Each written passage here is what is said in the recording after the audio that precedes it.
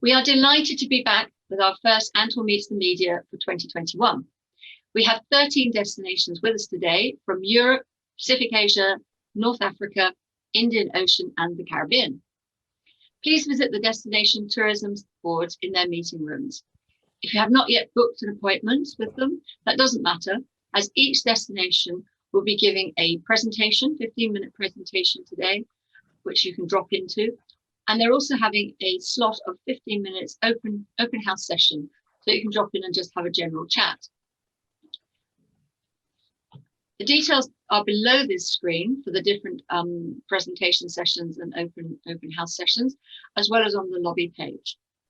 The members have come up with some exciting prizes for you, and the prize draw is based on those of you that actually go in and meet that member who has provided the prize. So do try and pop into each room.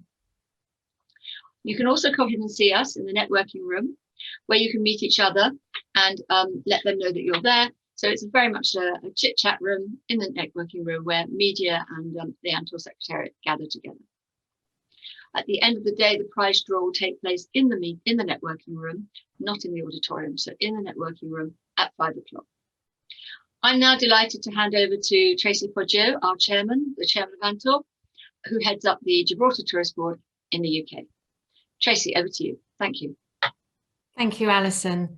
And thank you all for joining us today at this ANTOR event, just at the time when the industry and the public are sitting poised to hear how overseas travel from the United Kingdom is set to open up in the next few weeks. The relationship between ANTOR members and the media has never been more critical as we consider the deluge of information and messaging that will be needed to boost consumer confidence into making those bookings as we move forward. So while today we may not have all of those answers for you, we certainly hope to start filling in those gaps and, more importantly, opening the lines of communication that are going to be so important for our destinations to get their news out of there. ANTOR was set up 70 years ago this July to help the industry successfully sell our destinations. And we've enjoyed really good relationships with trade and media in those times. And we feel that that relationship has never been more valued and more needed and relevant than it is today. So I hope you all have a very productive afternoon, and I hope that you'll all be staying on and joining us for the prize draws later. Thank you. Thank you, Tracy. And of course, you can all see Tracy on her stand and in her meeting room on the Gibraltar Tourism Board. And we will see everybody at 5 o'clock again in the networking room. Thank you and have fun. There are 2 videos following this welcome speech. One is from our sponsor, Grenada, and the other from Samoa. Thank you very much. Bye-bye. Talofa everybody, Talofa is hello and welcome on the beautiful islands of Samoa. My name is Seb Saracen. I am the account director for the European office of the Samoa Tourism Authority. I am delighted to be here today at ANTOR Meets the Media, and I hope to see you all later on the platform. You will find the details of the beautiful Samoa stand and meeting room listed on the exhibitor section of the platform. Please do make sure to swing by at 3:45 for our beautiful Samoa quiz and be in with a chance to win a Samoa coconut beauty set. For now, time for a geography lesson, courtesy of YouTube channel Geography Now. I hope you will find it both entertaining and interesting. I look forward to seeing you later. Manu Yatele. If Polynesia was a family, Samoa would be kind of like the kingpin great-grandfather. Technically, every Samoan is considered royalty, but it all comes down to how good of a royal can you be? I mean, sure, if you got ties to the Ainga Tupu, it helps, but anything is up for grabs in a Fono o Matai if your Falupenga is on point, and once you got the Tama a Ainga title, you can secure a spot as the Ola au Ola Malo. It's time to learn geography. Now! This is going to be a fun episode. I love the Pacific Island nations because they are some of the least studied places on Earth with some of the most vibrant stories and traditions. Also, yes, we did have a social media campaign to try and get Dwayne "The Rock" Johnson in this episode. Art and I actually kind of went up to his management office in Beverly Hills to see if we could reach out to him. Yeah, so we showed up at his management office and it was kind of awkward. They kind of looked at us like we're like from outer space or something like that. Yeah, we got rejected We so got hard. rejected so bad. It's like, And then the whole coronavirus thing happened, so we probably wouldn't have been able to film with him anyway. So right. we overshot the runway too much on this. We're worthless. Anyway, in compliance with social distancing practices, obviously Caleb and Jillian live in my house, so they're cool with being in these episodes. Art is one of my closest neighbors. We live within walking distance, so Art's gonna be in these episodes too. And his mom makes really good chicken soup, so it's literally the only reason why I come over here. And we will have occasional guest stars, but only one at a time, Keith, Noah, and Hannah. That's how this is gonna work out. All right, anyway, let's jump into the episode. Samoa. You can't have Polynesia without starting and branching out from Samoa. All the Polynesian cousins sailed their ships out from Samoa at one point. And let's see where that point is on the map. The country is located in Oceania in the Pacific Ocean, specifically in the largest subregion known as Polynesia, shaped like a triangle starting in New Zealand, going up to Hawaii, and ending in Easter Island. Polynesia has over 1,000 islands and archipelagos straddling millions of square kilometers of ocean territory. Samoa, though, is located about halfway between New Zealand and Hawaii, sandwiched between their cousins Tuvalu and Tonga. Now, keep in mind, the independent nation of Samoa is different from the US overseas territory of American Samoa, which sits at the shortest distance less than 100 miles or 160 kilometers away. Keep in mind, though, the most absolutely mind-boggling thing between these islands is that they are literally divided by the international dateline, which means they share the same time of day, but are exactly 24 hours apart, with American Samoa perpetually living in Yesterdayland and Samoa in Tomorrowland. Technically, you can go to the future or past within a quick 35-minute flight between them. This is kind of why people typically buy 2 one-way tickets instead of a round-trip package when traveling between the 2 islands. It's like, Wow, American Samoa was pretty cool, but I think I'll just take one of those 35-minute flights over to the country of Samoa. When will I arrive? In just over 24 hours. Wait, what? How is that even possible? Well, when will I return? Yesterday. yeah, it can be a nightmare if you've never done it before. In any case, the country is made up of 2 main islands that make up about 99% of the landmass, Upolu, where about 75% of the population lives, and Savaii, which has the remaining 25%. In addition, there are other smaller islands and rocks, such as Manono and Apolima in the Apolima Strait, the 4 Alepata Islands in the east off the coast of Upolu, Nu'utele, Nu'uala, Vanuatapu, and Namua, and finally, small little in the south just by the town of Putasi. Out of these islands, the country is divided into 11 itumalo, or political districts, which are actually tied into historical Samoan communities that predate European contact. And the capital of the country, Apia, is located on the north side of Upolu Island. The country has 1 main international airport, Faleolo International. Otherwise, the country has 3 other regional airports on Savaii, whereas Upolu has this extra one, but it was closed in 2019, but it might reopen. The locals are always arguing about it. From there, each island has a ring road that goes around the coasts, and ferry services operate between the islands daily, as well as ferries and flights between them and the US territory of American Samoa. Keep in mind, all together, Samoa and American Samoa are collectively just called the Samoan Islands. However, sometimes to make the distinction, you might hear the titles Western Samoa for Samoa and American Samoa or East Samoa for the US territory of American Samoa. Yeah, in 2011, they actually moved the country's date ahead 1 day and skipped December 30th. This was actually done to kind of boost their trade relations with New Zealand and Australia. It was like, hey New Zealand, it's Friday, let's do some export deals. Oh, sorry, man. Even though you're like 1 longitude length away, it's Saturday here and our offices are closed on weekends, man. Ah,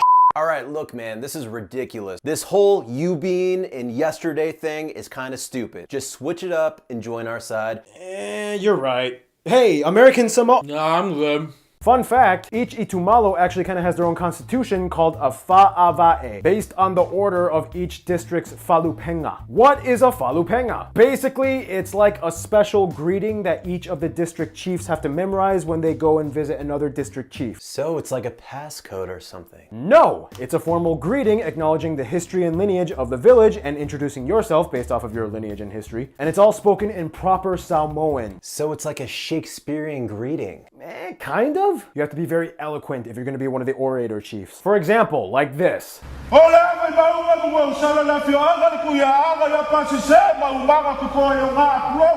Anyway, if you decide to visit, some top notable spots that you guys, the Samoan geography suggested I mention in this episode include the market, or Maketifu, the Samoan Cultural Village, the Robert Louis Stevenson Museum, the EFKS Museum of Fine Arts, the Falea Lupo Ruins, Moso's Footprint, the Salea Ula Lava Field Ruins, the largest fale at the University of Samoa, the ancient star mound of Manono Island, the House of Rock, the Vanya Taule Alo Gallery, the Government House. There are many churches and places of worship like these, and there are so many natural spots and so many waterfalls, the most famous waterfall probably being Papapapaitai Falls, and there's so many caves as well, like the Dwarfs Caves and the Piula Cave Pools. The most famous notable spot and landmark though would probably be the Pulemele Pyramid Mound. Also keep in mind they do have a lot of amazing beaches, but almost none of them are public because they are owned by families or villages, so you'll have to pay a little fee to get on the beach. But anyway, speaking of beaches and natural landscape,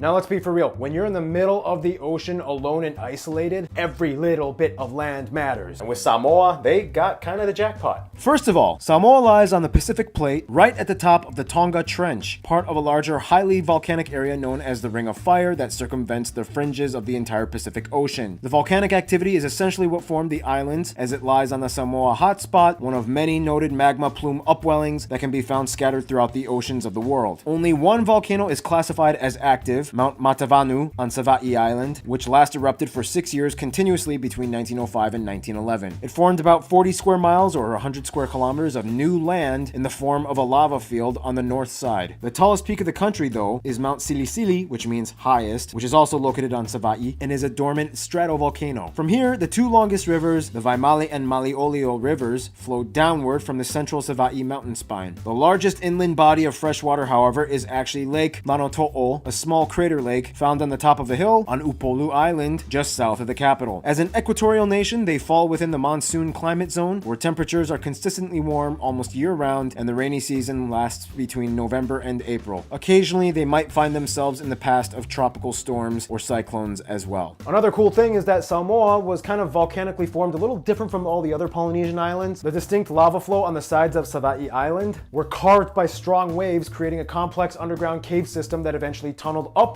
to the surface, which is where you get the famous alofaga or taga blowholes. These water jets are created by pressure that flows into the tunnels from the ocean. Sometimes people like putting coconuts on these water jets and then blasting them upwards. Now, as a tropical Polynesian nation, of course, yes, Samoa is very lush and green. About a fifth of the land is arable, and about 2/3 of the country are either employed or involved in agriculture. Agricultural products and fishing in themselves make up about 90% of exports, whereas the service sector employs about half of the workforce, mostly in tourism and hospitality, which make up about a quarter of their GDP. Nearly 250,000 people travel to Samoa and visit every single year, and the number has actually been growing quite a bit in the past few years as Polynesian travel publicity has skyrocketed, with the help of notable Polynesian-based movies and films and stars highlighting their heritage. I mean, Hobbs and Shaw, dang, Mr. Rock, I will never forget that Uso battle scene or the helicopter car chain thing. That's Samoa! In addition, Samoa is known for having a wide array of unique animal species, and with that, it's time for our animal correspondent, Gary Harlow, to step in. Jillian. Hey guys. Oh. Gary Harlow's not here right now. He's actually deworming a blue elephant, but we need someone to do this though.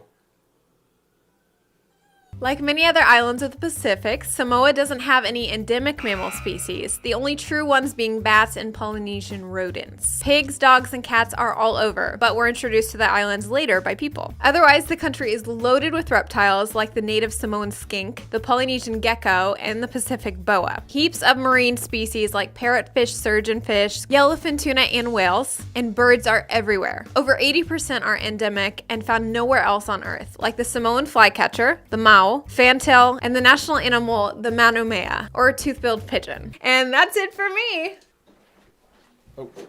Yay. And now we finish off this segment as we always do. Food! Here are some of the top notable dishes of Samoa that you guys, the Samoan geography, suggested I mention. Faiai eleni, palusami, fa'alifu fa'i, ota'ia, sua'ia, fa'ausi, kopai, panipopo, panikeke, keke pua'a, keke saina, suafa'i, and very often at celebrations or occasions or even just on Sundays, you'll see the umus happening all the time. Yeah, Samoans are incredibly communal people. They take filial piety and ancestor veneration to a whole new level. And with that, that brings us to... Now, when it comes to Samoa, you kind of have to know Fa'a Samoa, or the Samoan way. Every true Samoan knows about this, and in some way, shape, or form, to some degree, it affects their life. Everything you are and have, from land to water to birthright, are rooted back to the start. It's hard to understand, we'll explain in a bit. But first, Samoa has about 200,000 people and is the country with the highest population of native Polynesians in the world, and there are actually even more Samoans living abroad than there are in Samoa, at about 600,000 globally. The country is made up primarily of native Samoan people, a Polynesian group at about 92% of the population. About 7% are Euronesians, whom are people that are mixed with European and Islander ancestry, in this case mostly half Samoan people. And the remainder of the population is mostly white and East Asian, coming from countries like South Korea and China. They use the tala as their currency, they use the type I plug outlet, and they drive on the left side of the road. The main official language of the country, of course, is Samoan. It is the most prominently spoken Polynesian language in the world, and after that, English is co-official. Again, they have a history with the British and New Zealanders, blah, blah, blah. Believe it or not, if World War I did not happen, Samoa actually might have been speaking German today. In any case, back to the confusing lineage thing. There's a saying in Samoan, ole ala ile pule, ole tautua, which means the path to leadership is through service. Samoa has a very unique system that fuses both modern and traditional ruling systems. Today, their government is classified as a parliamentary republic. However, it takes strongly into account the traditional fa'amatai system. What is the fa'amatai system? Well, it's actually pretty simple. See, it all starts out with the 4 original paramount chieftain dynasty families that created the nation, known as the Tama'a'ainga. There was also a 5th one for American Samoa, but technically that one doesn't count. Keep in mind, the head of state or ceremonial president, or the Ole'au Olemalo, always has one or more of these titles in his name. From these 4 dynasties, the 16 royal families, or the Aingatupu, were created. They were the ones that originally ruled the Itumalo. From there, the towns and villages have a matai, which means chief. They meet in a fono o matai, or council of other chiefs. You can be a regular matai or a matai sili, which means high-level chief. The chiefs come in 2 forms, the ali'i or head chief, and the tulafale or orator chief, who does all the talking, debating, and announcing. Once you are a matai, you are generally expected to hold the title until you die. On rare occasions will they cede the title. Keep in mind, off to the sides, there might also be a pule nu'u, a lower level assistant who helps facilitate the matai duties. From there, you have a taupo, a chief's daughter or female relative, usually from the ali'i. She holds an important role in preparing the ava ceremony for the matai events. Sometimes a male or manaya can hold this role too, but often it is female. If a matai dies or is somehow unable to hold the title and it becomes available, everyone in the immediate family is a suli or candidate heir to the matai title, and a series of speeches or concessions begin to find who will become the next matai. Both men and women can fill the role. However, statistically, about 90% of matai have been men and about 10% have been female. From there, you have the unranked plain village people, or the tangatanu, or the taule alea, usually made up of younger people or people uninterested in holding traditional titles. See? Simple. Also keep in mind, the ava ceremony is incredibly important to Samoan culture. It's used for all occasions, but especially for the matai title bestowing ceremonies, like when a new matai becomes a matai. The bitter drink is prepared by people called the aumaga using a tanoa bowl and wringing out the roots of the mildly psychoactive kava plant. If you see this, then y'all know that some serious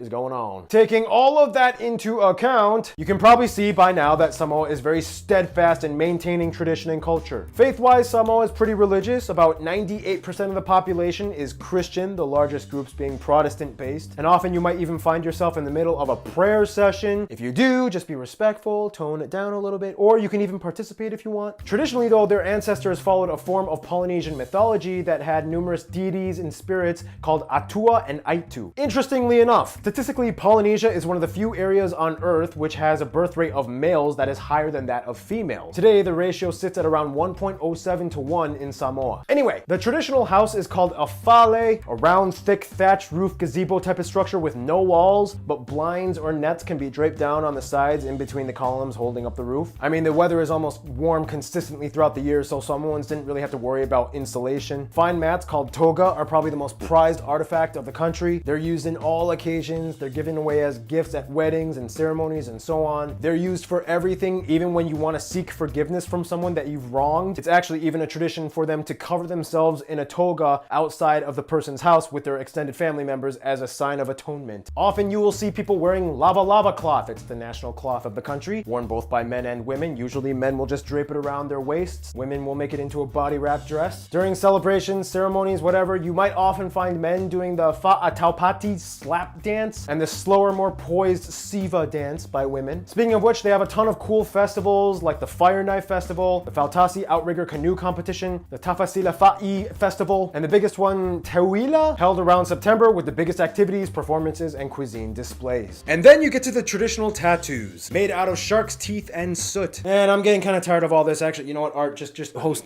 this Glad segment. to see I'm your second. You're the last. choice. You're the last resort. So The yeah. last resort. Now, across Polynesia, you'll see tattoos everywhere as they are a universal rite of passage. But each island and country has their own unique way of doing it. Unlike their cousins, the Maori, Samoan tattoos don't have spirals or curves. They're typically straight, geometric, and extend from the ribcage to the knees. Men's tattoos are called pea, and women's are called malu. And for women, the tattoos only extend from the thighs to the knees. It's a well-known fact that Samoans are famous for their athletic prowess. Historically, the Polynesian men were trained to be big and strong for warfare and competition. I mean, they even had some really cool weaponry. They had an impressive assortment of clubs, axes, daggers, maces, and spears. Did I just say daggers? You said daggers. Did I just say daggers? Daggers! Anthropologists speculate that in addition to the possible genetic predisposition to gain more muscle, the abundance of available sustenance year-round on the island or seas around them allowed them to eat more and gain more mass. On the downside, Samoa and other Pacific islands have some of the highest rates of obesity as well as other health-related problems. In any case, Samoan and Pacific Islander men are top contenders for recruiting seasons in rugby and American football leagues. In the NFL, a Samoan male is often somewhere around 40 to 60 times more likely to be recruited against a non-Samoan counterparts, especially for a lineman or linebacker position, because they are freaking huge, and the NFL wants huge people. You played football too, Art, didn't you? I did play football. Yes, I did. I might be considered big, but those guys are like really big. Speaking of big, Keith, he's been eating a sandwich. Jealous? You jealous of this?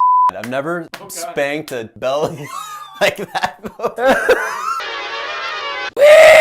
Oh, by the way, this is my buddy's band, Protein Collective. They're sick. Go check them out. Due to fair use laws, don't sue us or placement or whatever. Just don't sue. As a Polynesian country, Samoa is heavily rooted in traditional sounds. As a country with no formal writing system, they depend heavily on oral tradition by documenting incidents through song and dance. Samoans love singing. Check out the Samoan High Note Challenge. Those videos are hilarious.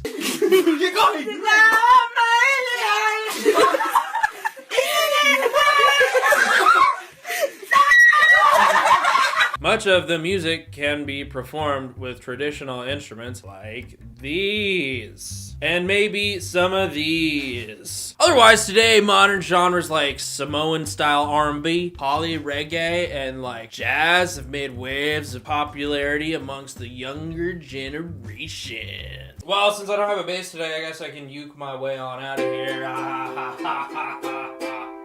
Thank you, Keith. And now it's time for the very condensed history segment of this episode. In the quickest way I can put it, Austronesians sail in and settle Samoa. The four Tama-Aiga chieftain dynasties begin. The legendary warrior queen Nanafuna starts the Matai system. The Aingatupu royal family is established. More of Polynesia is settled. Samoa is taken over and breaks free from the Tui Tonga Empire. First European contact from British and Dutch in the 1700s. Missionaries bringing Christianity. Americans, British, and Germans all claim parts of Samoa. First Samoan civil war fought between rival Samoan factions. Second Samoan Civil War, Germany takes over for 14 years. East Islands become a US territory. Mao movement for independence. World War I, the UK creeps in, kicks out the Germans. Samoa becomes a territory of New Zealand. Spanish flu kills off a fifth of the population. 1962 independence. New Zealand's Helen Clark issues a formal apology for the incidents of the 20th century. Samoa's last king dies at age 95. Samoa switches time zones. Hobbs and Shaw save the world from evil. And here we are today. Some of the top notable people from Samoa that you guys suggested I mention in this episode include historical figures like Malietoa Laupepa, Malietoa Tanu Mafili the First, Luaki Namulau Ulu Mamoe, Malietoa Tanu Mafili the Second, as well as Cardinal Pio Taufinu.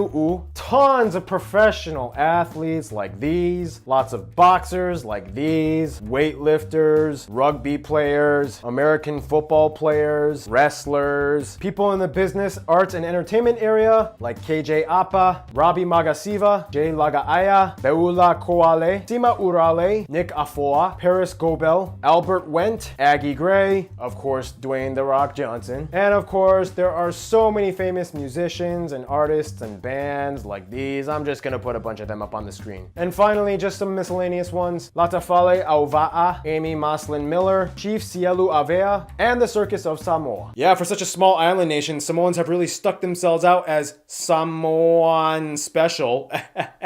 Anyway, off to the last segment, the friend zone. Now, ocean island nations have always kind of been an interesting place when it comes to diplomacy because everything is so spread apart that you kind of need anyone within the vast open void to lean on. That being said, Samoa does have quite a few contacts in their Rolodex. Although Fiji is classified as Melanesian, their close proximity to Samoa helps them act as like a bridge between Melanesia and Polynesia. Business, travel, and trade are not only huge between them, both countries kind of piggyback off of each other as well. Fijians even have their own version of the Ava ceremony, and they even created their own haka chant at sporting events like the Maori of New Zealand. Tonga is kind of like the best rival cousin. I mean, a long time ago they did kind of take over Samoa in the Tui Tonga Empire, and there were numerous battles and wars between them, but that was like so long ago and everybody's forgotten about it. The two are close now. The countries and islands that culturally identify closest to Samoa, though, would probably be their immediate siblings Tuvalu and the three association states of New Zealand, Tokelau, Cook Islands, and Niue. Specifically, Tuvalu and Tokelau have the closest languages to Samoan. Some even say it's just a dialect. They all have very similar customs and cultures as well as family lineages, as their ancestors fled to nearby islands, intermarried, and kept in touch pretty well. New Zealand is their biggest business partner and specifically plays a huge role in Samoa's affairs, and in 1962 they signed a Treaty of Friendship after independence. New Zealand has the largest Samoan population outside of Samoa. They are the largest hub of travel to Samoa, they are in charge of their military protection, and Samoa can request channels of communication to international organizations through New Zealand. When it comes to the ones closest to them though, Samoans will probably say the American territory of Samoa. Essentially, they are the same people. Sure, one speaks with a Kiwi accent, the other speaks with an American. One drives on the right side, the other on the left. One plays rugby, the other one plays American football. But otherwise, same people. American Samoa actually had the chance to join them back in 1966 when the UN threw out the option, but surprisingly, they voted to stay as a territory of the US and take on US benefits. Nonetheless, both of them follow the same Fa'a Samoa system of life. They both have the Matai and Fale culture, and overall, they get each other the best. In conclusion, you cannot have Polynesia without Samoa. Everything between New Zealand, Hawaii, and Easter Island starts here. They are masters of the ocean, and if you are lucky to meet a Samoan, technically, you could address them by saying, Your Majesty. Stay tuned, San Marino is coming up next.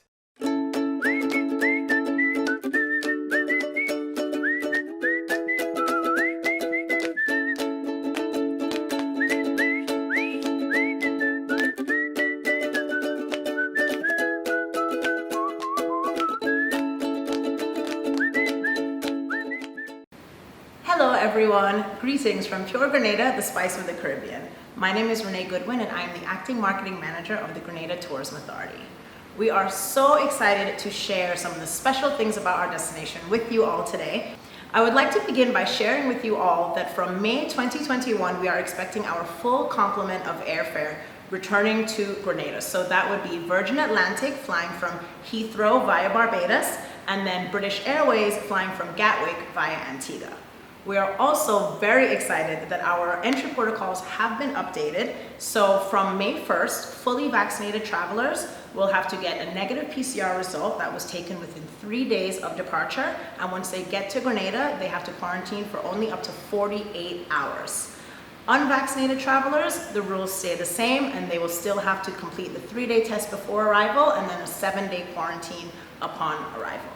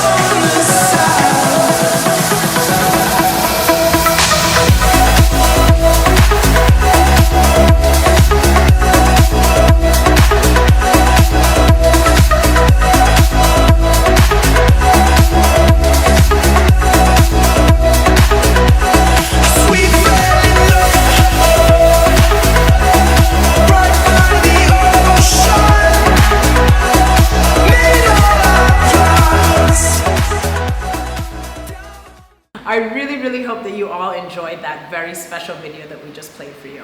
Grenada, Carriacou, and Petite Martinique really is a very wonderful island destination. It really represents authentic Caribbean life. Our people are so very welcoming. We are actually known as having some of the friendliest people in the Caribbean. Of course, we're a beautiful tropical destination, so that means everywhere you look is bright greens of the forests and the dazzling blues of the ocean. We have over 50 beautiful beaches and several waterfalls for you to discover. We have great hiking as well. And of course, we are home to the world's very first underwater sculpture park, and we are a great dive destination as well. You cannot talk about Grenada without talking about cuisine. We have recently been accredited by the World Food Travel Association as a culinary capital of the world. We are known as the Spice of the Caribbean because we grow so many wonderful organic spices here. Grenada is very aromatic. We have nutmeg here. We actually produce over 1/3 of the world's supply of nutmeg. Cinnamon, ginger, turmeric, cloves, all of the spices that you can think of, we grow them here, and that is why we are known as the Spice of the Caribbean. So spices are very important to us. The nutmeg is a very powerful part of our national identity. And of course, we are so obsessed with our national dish, oil down, and I'm going to show you a video right now that tells you why. Oil down is we thing. Nobody could copy that. That is we national dish. Grenada's national dish. This one-pot delicacy embodies our heritage, character, friendliness, and joy. Each ingredient brings with it a story of its own.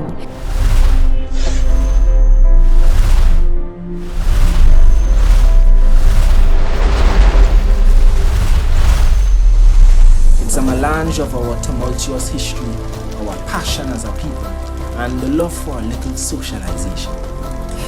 Watch now. No get-together is a good get-together without a pot of oil. What do you? And rum. But that's a story for another time.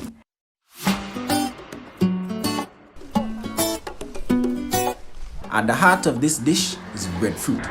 Introduced to us by Captain William Bligh, you could find a tree in every backyard.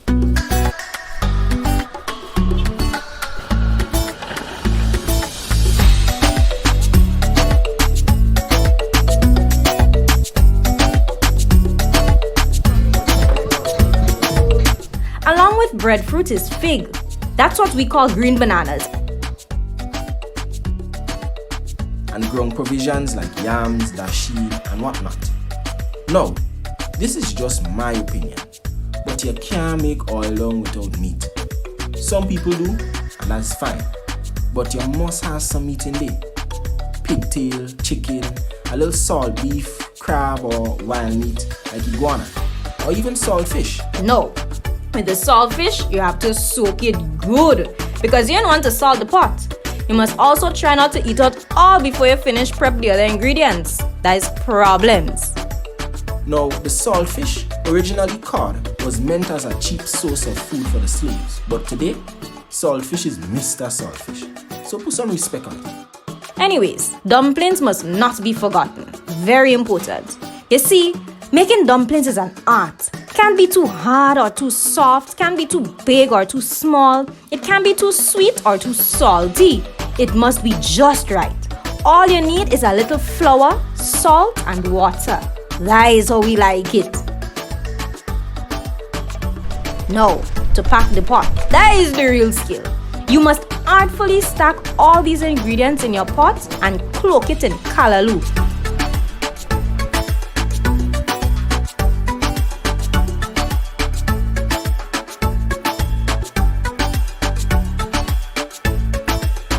Let it simmer slowly in a bath of coconut milk, turmeric, which was introduced to us by South Asian immigrants, curry and other seasonings. Boy, pure perfection. At Independence Time, you can find pots of oil long smoldering on an open fireside in every community. Look out for the savory aroma and people lining by the pot with their bowlie, fig leaf, or plate, whichever is your choice. This dish is Grenada's fingerprint. Each pot possesses its own unique flavor. You see oil down? That's a Grenadian thing.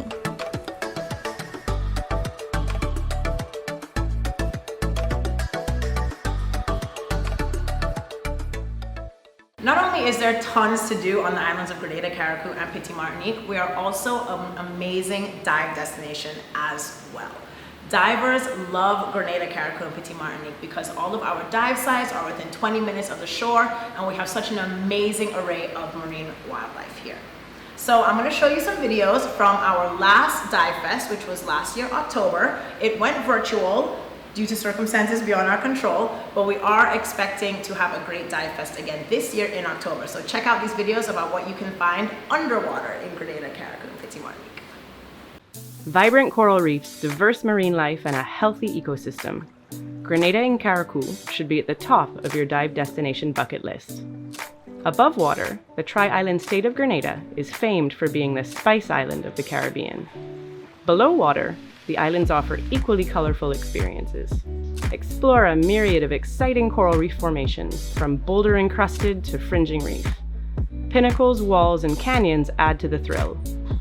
Experience the fun of swim-throughs and admire our volcanically formed underwater topography. Our reefs are healthy too. The diversity in dazzling corals and sponges proves this on every dive. The shallows are home to effervescent vase sponges, huge barrel sponges, sea fans, whips, and gorgonians. Deepwater divers will be amazed by our gargantuan black corals and kaleidoscope array of healthy soft corals. Elkhorn coral is making a comeback in this region too. Reef health is also reflected through marine life diversity. Grenada and Carriacou are a Caribbean hotspot for tropical reef fish, with shoals of chromis and blue creole wrasse welcoming divers to our reefs. With so much to offer, both onshore and underwater, Grenada and Carriacou is a top contender for Caribbean reef diving destinations.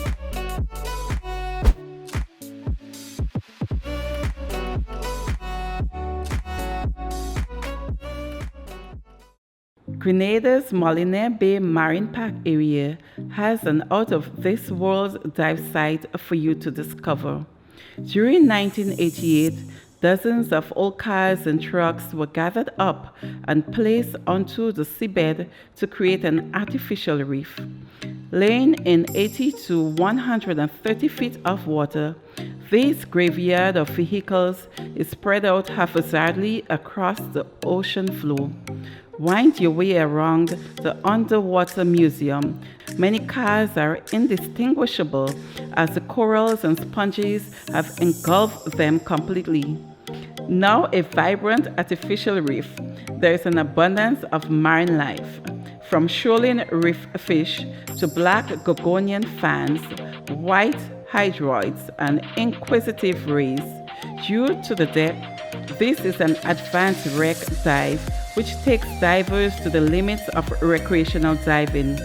Fortuitously, Kapile is located adjacent to Happy Valley Reef, one of the most pristine reefs in the Molinaire Bay Marine Protected Area, and the perfect spot to relax and enjoy your safety stop. A unique site that is definitely worth a visit. Underwater photographers and videographers will be in the element. Learn, explore, be inspired.